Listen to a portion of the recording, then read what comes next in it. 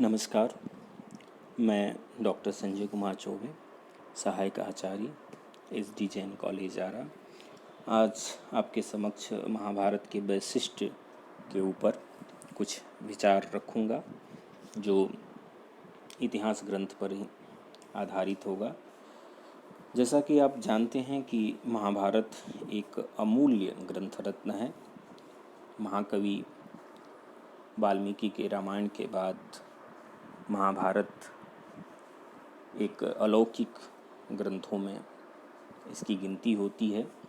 इसके प्रणेता महर्षि वेदव्यास और इनके द्वारा लिखित जो रचना महाभारत है वह आर्ष काव्य के रूप में प्रसिद्ध है।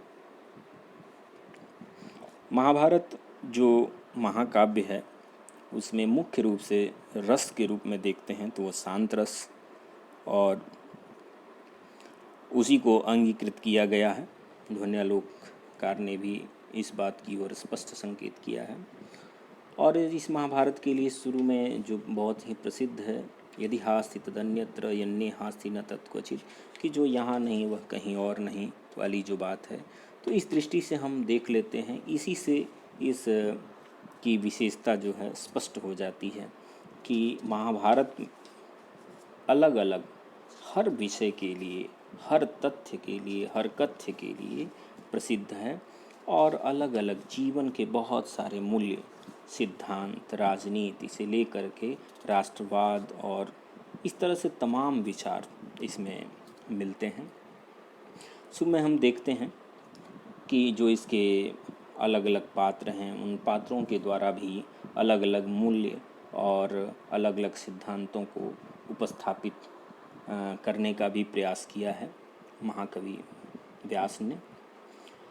देखते हैं कि महर्षि वेद व्यास जो है वो भारतीय जो अर्थनीति है या जो राजनीति है या जो आध्यात्म शास्त्र है, उनके सिद्धांतों को उन्होंने क्या किया है, बहुत ही सारांश रूप में, बहुत सुंदरता से अपने इस ग्रंथ रत्न में उपस्थापित किया है। यह वास्तव में भारत के धर्म तथा जो तत्व ज्ञान है उसका यह जो है विश्वकोश माना जाता है। महाभारत धर्म ही भारतीय संस्कृति का प्राण है, ये बहुत ही प्रसिद्ध बात है, सभी लोग जानते हैं। इसीलिए वेदव्यास जी ने अधर्म से देश का नाश तथा धर्म से राष्ट्र के अभ्युत्थान की बात जो है बड़े ही सुंदर आख्यानों के द्वारा हमें उन्होंने सिखाई है। भारत सावित्री, जो कि महाभारत की भव्य शिक्षा का सार संकलन माना जाता है, उसमें व्यास की स्पष्ट उक्ति है कि धर्म का परित्याग किसी भी दशा में भय से या लोभ से कभी नहीं करना चाहिए, उसका हमेशा पालन करना चाहिए, क्योंकि धर्म जो है वह शाश्वत है, चिरस्थायी है, हमेशा रहने वाला है। वहाँ स्पष्ट रूप में लिखा भी गया है, न जातु कामान न भयान न लोभात् धर्मं त्यजेत जीवितस्यापि हेतोः धर्मो नित्यः सुख दुःखे त्वनित्ये जीवो नित्यो हेतुरस्य त्वनित्यः। तो स्पष्ट है कि धर्म जो है वह नित्य है, और जो सुख है, दुख है, वो तो दोनों के दोनों ही अनित्य हैं। इसीलिए हमें धर्म की रक्षा करनी चाहिए।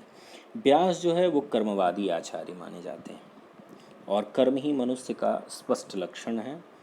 कर्म से परांगमुख मानव की पदवी से हमेशा वंचित रहता है। यानी कर्म नहीं है तो फिर उस व्यक्ति के अंदर मनुष्यता नहीं है। आप इस बात को स्पष्ट रूप से समझ सकते हैं। इसीलिए वहाँ पर कहा भी गया कि प्रकाश लक्षणा देवा मनुष्या कर्म लक्षणा। मनुष्यों के लिए स्पष्ट परिभाषा बताई गई कि मनुष्य जो है वो कर्म लक्षणा है, कर्म ही उनके लक्षण हैं, कर्म के सिद्धांत पे वो चलते रहें। और आप बहुत ही स्पष्ट रूप से इस बात को और भी समझ सकते हैं कि महाभारत का ही अंश गीता है, और गीता में भी आप जानते हैं वो स्पष्ट रूप से डिंडिम घोष करती है कर्मवाद की, कि हमें कर्मण्येवाधिकारस्ते मा फलेषु कदाचन वाली बात है। भगवान श्री कृष्ण भी वहाँ डिंडिम घोष करते हैं। तो इस तरह से कर्मवाद, कर्म जो है वो मनुष्य का लक्षण है। इसीलिए यह भव्य भारत भूमि को हम कर्म भूमि के रूप में भी मानते हैं। फल भोगने का स्थान तो स्वर्ग है, जो इस भूमि के छोड़ने के बाद ही प्राप्त होता है। इस विशाल ब्रह्मांड में मनुष्य ही सबसे श्रेष्ठ वस्तु है, जिसके कल्याण के लिए पदार्थों की सृष्टि होती है तथा समाज की व्यवस्था की जाती है। आज स्पष्ट रूप से इस बात को मानना होगा कि हर चीज़ के केंद्र में कौन है, तो वह मनुष्य है, और मनुष्य के लिए ही सारे तरह के अलग अलग विधान, व्यवस्थाएं और भौतिक संसाधन या किसी तरह के संसाधन हैं, उन सारी चीज़ों की व्यवस्था की जाती है। आज के जो समाजशास्त्री हैं, उनका यह सिद्धांत है कि मनुष्य ही इस विश्व का केंद्र है, और इस बात का जो उत्स है यानी मूल रूप है, वह महाभारत के कुछ पंक्ति पर ही आश्रित है। वो पंक्ति इस प्रकार है, वहाँ देखिए, वहाँ कहा गया है शांति पर्व में कि गुह्यम ब्रह्म तदिदम ब्रवीमि, गुह्यम ब्रह्म तदिदम ब्रवीमि, नहीं मानुषात् श्रेष्ठतरम ही किंचित। मनुष्यता से बड़ा कुछ भी नहीं। वहाँ मानवता का उन्नायक तत्व पुरुषार्थ है। व्यास के शब्दों में यह सिद्धांत पाणिवाद के नाम से प्रसिद्ध है। जगत में जिन लोगों के पास हाथ है, जो कर्म में दक्ष हैं, उत्साही हैं, तो उनके सब के सब अर्थ यानी उनकी इच्छाएं सब की सब पूरी होती हैं। संसार में पाणी लाभ से बढ़कर, पाणी का मतलब होता है हाथ, लाभ कोई दूसरा नहीं होता। मानव जीवन की कृतकार्यता हाथ रखने तथा हस्त संचालन में ही तो है। हाथ रहते भी हाथ पर हाथ रखकर जीवन बिताना जो है, वो तो पशुत्व का व्यंजक चिन्ह है। यानी आपके पास हाथ है, लेकिन इसके बावजूद भी आप कर्म नहीं कर रहे हैं, आप अपने व्यापार में नहीं लगे हैं, तो फिर यानी कहीं न कहीं से पशुत्व की ओर आप जा रहे हैं। इसमें मानव की सिद्धार्थता नहीं मानी जाती कि आप हाथ में हाथ रखे बैठे रहें। शांति पर्व में कहा गया है कि अहो सिद्धार्थता तेषां सन्तीह पाणयः, अतीव स्पृहये येषां सन्तीह पाणयः, न पाणिलाभादधिको लाभः कश्चन विद्यते। तो पाणी लाभ से बड़ा कोई दूसरा लाभ नहीं। इसके बाद विशेषता के क्रम में और आगे बढ़ते हैं तो देखते हैं कि राष्ट्र भावना। इस राष्ट्र भावना को व्यास जी ने बहुत ही अच्छे तरीके से अपने काव्य में जगह दिया है।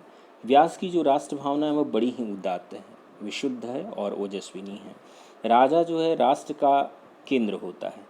भारतीय राजा प्रजातंत्र युग के अधिनायकों के दुर्गुणों से सर्वथा मुक्त होता है तथा स्वेच्छाचारी राजाओं के दोषों से भी विहीन होता है। वह होता है प्रजा का सर्वभावेन हित चिंतक तथा मंगल साधक, यानी वह हमेशा ही अपनी प्रजा की भलाई और मंगल के लिए लगा रहता है, चाहता है कि हमारी प्रजा की भलाई हो और उसका हमेशा कल्याण हो। भारतीय धर्म ही राजमूलक होता है, अर्थात धर्म की व्यवस्था तथा संचालन का उत्तरदायित्व राजा के ही कंधों पे रहता है। यदि राजा प्रजा का पालन नहीं करे तो प्रजा ही एक दूसरे को न काट डालेगी। स्पष्ट है कि प्रजा यदि ध्यान नहीं रखेगा तो प्रजा आपस में लड़ेगी, मरेगी और अपना नुकसान करेगी। और इतना ही नहीं होगा, बल्कि जो वेदत्रयी है उसका भी अस्तित्व विलुप्त हो जाएगा। विश्व को धारण करने वाला जो धर्म है, धारणा धर्ममित्याहुः धर्मो धारयते प्रजा, स्पष्ट रूप से कहा गया है जो, तो वो जो धर्म है वह धर्म भी रसातल में चला जाएगा। राजधर्म के बिगड़ने पे समाज तथा राष्ट्र का दोनों सर्वनाश हो जाता है। राजनीतिक नेता के लिए महाभारत एक विलक्षण आदर्श उपस्थापित करता है, जो आज भी उतने ही सुंदर रूप से अनुकरणीय तथा ग्राह्य है। यानी आज के जो भी नेता हैं या आने वाले जो बनना चाहते हैं, उन सब के लिए महाभारत के जो सिद्धांत हैं वो सब के सब ग्रहण करने योग्य हैं, जो आज भी हमारे और आपके सब के लिए एक अच्छा आदर्श उपस्थापित करते हैं। भारत कृषि प्रधान राष्ट्र है, अतः व्यास जी का आग्रह है कि जो नेता स्वयं अपने हाथों कृषि नहीं करता, खेत नहीं जोतता बोता, उसे नेता बनकर राष्ट्र की समिति में जाने का अधिकार नहीं होता। हालांकि आजकल की विडंबना अलग है, जो जिस विषय वस्तु या जिन चीज़ों और तथ्यों और कथ्यों को नहीं जानता उसको जिम्मेदारी दी जाती है। लेकिन यहाँ पर महर्षि व्यास ने स्पष्ट रूप से कहा कि जो इन चीज़ों को नहीं जानता फिर उसको उस समिति में, उस सभा में रहने का अधिकार नहीं है। इसलिए वो उद्योग पर्व में कहते हैं कि नन्ह समितिम गच्छेत यश्चनो निर्वपेत कृषि। तो ठीक ही है, किसानों का नेता किसान हो सकता है। कृषि से अनभिज्ञ जो है व्यक्ति जो कुर्सी तोड़ता है वह कौन सा किसानों का मंगल कारक हो सकता है, यानी उनकी भलाई के बारे में सोच सकता है। इसी तरह से हम देखते हैं आध्यात्म शास्त्र, उसके ऊपर भी महाभारत में बड़ी विस्तृत चर्चा की गई है। व्यास जी आध्यात्म शास्त्र की सूक्ष्म बारीकियों में न पढ़कर हमें सुखद तथा नियमित जीवन बिताने की शिक्षा देने पर आग्रह करते हैं। मानव का आध्यात्मिक कल्याण इंद्रिय निग्रह से ही होता है, यानी व्यक्ति अपने इंद्रियों को नियंत्रित करके रखे तो वो आध्यात्मिक उसकी भलाई होती है। स्पष्ट वहाँ पर पंक्ति भी है उद्योग पर्व में, आत्मनस्तु क्रियोपायो नान्यतेन्द्रिय निग्रहात्। तो मनुष्य इंद्रियों का दास बनकर पशु भाव को प्राप्त होता है और इंद्रियों का स्वामी बनकर अपने जीवन को सफल बनाने में समर्थ होता है।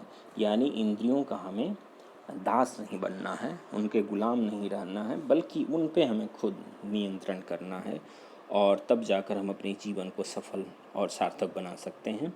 एक स्थान पर व्यास जी की यह सारगर्भित उक्ति भी है कि वेद का उपनिषद अर्थात रहस्य है सत्य, और सत्य का भी उपनिषद है दम, और इसी दम इंद्रिय दमन का रहस्य है मोक्ष। समग्र अध्यात्म शास्त्र का यही जो है निचोड़ है, जो शांति पर्व में कहा गया है कि वेदस्योपनिषद सत्यम, सत्यस्योपनिषद दमः, दमस्योपनिषद मोक्ष, एतत् सर्वानुशासनम। करनी बड़ी है कथनी से। व्यास जी की यही मान्य शिक्षा है मानवों के लिए।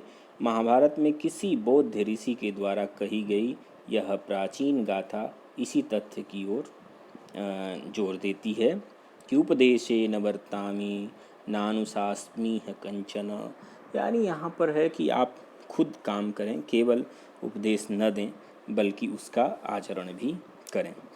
भारतीय संस्कृति आर्जव यानी ऋजु भाव, सरलता, स्पष्ट कथन तथा सीधे आचरण को मानव जीवन में नितांत महत्व देती आई है। वह जिह्म मार्ग, यानी जो जिह्म का अर्थ होता है टेढ़ा, वो रास्ता जो है मनस्यन्यत वचस्यन्यत, कि मन में कुछ और है आपके और वाणी में कुछ और है, तो ये तो टेढ़ा हुआ, स्पष्टता नहीं। जो हृदय में है वहीं बाहर भी हो। एक बार सरलता का ये परिभाषा भी है कि जो आपके अंदर है वहीं बाहर भी हो। ये नहीं कि मन में कुछ और है और वाणी में कुछ और है, तो वह टेढ़ापन है, वो ऋजुता नहीं है, वक्र मार्ग है। तो कहते हैं कि को मृत्यु का रूप बताती है। इस तरह का जो टेढ़ा रास्ता है वह मृत्यु का रास्ता कहलाता है तथा प्राणियों को उसको मानने से सदा दूर भागने का जो है उपदेश देता है महाभारत कि सर्वम जिह्वम मृत्युपदम आर्जवम ब्रह्मणः पदम एतावान ज्ञान विषयः किम प्रलापः करिष्यति। काल के चक्र से कोई बच नहीं सकता। पांडवों की विषम तथा समृद्ध दशाओं के आलोचक की दृष्टि में काल की महिमा अपरिमेय है। काल ही कभी बलवान बनता है और कभी दुर्बल बनता है। सभी जानते हैं कि काल एव करोति बलाबलम, ये कहीं और की पंक्ति है कि समय ही जो है व्यक्ति को बलवान और कमज़ोर करता है, वहीं जगत को अपनी इच्छा से ग्रसता है। इसी चक्र के भीतर यह समग्र विश्व अपनी सत्ता धारण किए हुए है। वह देव निर्मित मार्ग है जिसे लाख चेष्टा करने पर भी कोई पलट नहीं सकता, बदल नहीं सकता। मानव जीवन का श्रेयस्कर मार्ग है धर्म का आश्रय लेकर आत्म विजय करना। धर्म का सहारा लीजिए और अपने आप को आगे बढ़ाइए, विजय को प्राप्त करिए। व्यास जी ने आत्म साक्षात के लिए बड़ी सुंदर उपमा दी है। जिस प्रकार मूंज से सींग को अलग किया जाता है, उसी प्रकार पंचकोशों में अंतर्निहित चैतन्य रूप आत्मा को भी साधक पृथक कर यानी अलग करके उसको साक्षात्कार करता है। आनंदवर्धन की तो यह स्पष्ट सम्मति है कि महाभारत का जो मुख्य रस है वह शांत है। नाना विकट प्रपंचों में न लिप्त होकर मानव आत्मस्वरूप का परिचय पाकर मोक्ष का जो है संपादन करे। महाभारत की यही जो है अमूल्य शिक्षा है। तो इस तरह से हम देखते हैं कि दो मोटी मोटी 2-3 बातें हैं जो महाभारत के वैशिष्ट्य को हमें हमारे समक्ष रखती है कि इसमें जो राष्ट्र भावना है, इसमें जो आत्म तत्व की ऊपर चर्चा है और अलग अलग आख्यानों और उपाख्यानों के द्वारा जो मूल्यों की स्थापना है, तो ये हमें बहुत ही अच्छे रास्ते की ओर ले जाती है और अपनी विशेषता को बनाए रखती है।